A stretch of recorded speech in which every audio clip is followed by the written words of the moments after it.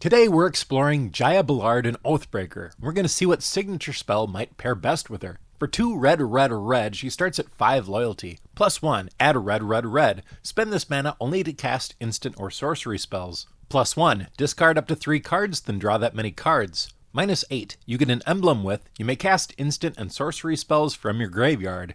If a spell cast this way would be put into your graveyard, exile it instead. I think Jaya Ballard has a lot of potential here. I love that she has 2 pluses, and I love that she ramps with one of them, like a lot. And yeah, you can only cast instants and sorceries with it, but guess what else we got in the command zone? Obviously, we're going to be using it to cast our signature spell. I think there's 2 ways we can get the best use out of that. One is really high CMC stuff, or X spells, because we're going to have at least 8 mana available to us the next turn. The number 1 signature spell choice is Jaya's Immolating Inferno for X red. Jaya's Immolating Inferno deals X damage to each of up to 3 targets. So best case scenario, we can take out our opponents with this, but we can also target their planeswalkers or their creatures if we have to. 28% of Jaya decks are using this, and it's no surprise why. Not only does it work really good with her, but it's a Jaya spell in a Jaya deck. Let's go over some other high mana options. At 4th place is Mizzix's Mastery. It's 4 mana, but it can overload for 8. Exile target card that's an instant or sorcery from your graveyard.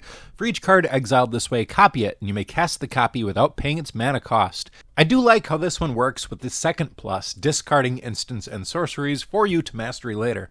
Obliterate for 8 can't be countered. Destroy all artifacts, creatures, and lands. They can't be regenerated. What makes this worth mentioning is that it doesn't get rid of planeswalkers, so I don't know, this isn't going to make you any friends, but you could try a deck like that. Insurrection, untap all creatures and gain control of them till end of turn. They gain haste until end of turn. Electro-Dominance, another one that showed up in the top list, for X red, deals X damage to any target. You may cast a card with converted mana cost X or less from your hand without paying its mana cost.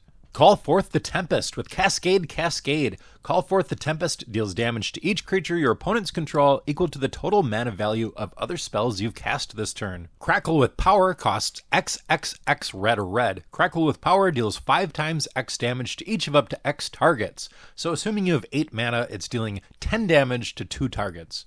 Now that might actually be better than Jaya's Immolating Inferno. That's up to you, I don't know. Storm King's Thunder for X red. When you cast your next instant or sorcery spell this turn, copy that spell X times. You may choose new targets for the copies. Then you can finish them off with a lightning bolt or something like that. It's a lot like the 3rd most popular spell with her, which is Bonus Round. We're getting into the low mana ones now. For 3 mana, until end of turn, whenever a player casts an instant or sorcery spell, that player copies it and may choose new targets for the copies. And Repeated Reverberation also made the list, does something very similar. If we're not doing a high CMC signature spell, I think a 3 mana signature spell is probably where it's at, because then we can cast it the same turn we cast our Oathbreaker.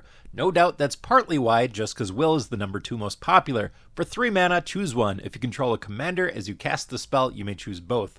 Add red for each card in target opponent's hand. Exile the top 3 cards of your library, you may play them this turn. Although this is just a generically awesome card, and one of the best signature spells we have. Other popular signature spells with her are Grape Shot, which deals 1 damage to any target and has Storm, Classic Lightning Bolt, Flame Rift, which deals 4 damage to each player, and the reserve list card Wheel of Fortune. If you enjoyed this video, hit that like button, that helps out my channel a lot. I'm trying to cover every playable planeswalker in the format, so if you've got one in mind, I've probably already made a video on it, so check that out. Thanks a lot for watching, and I'll see you next time.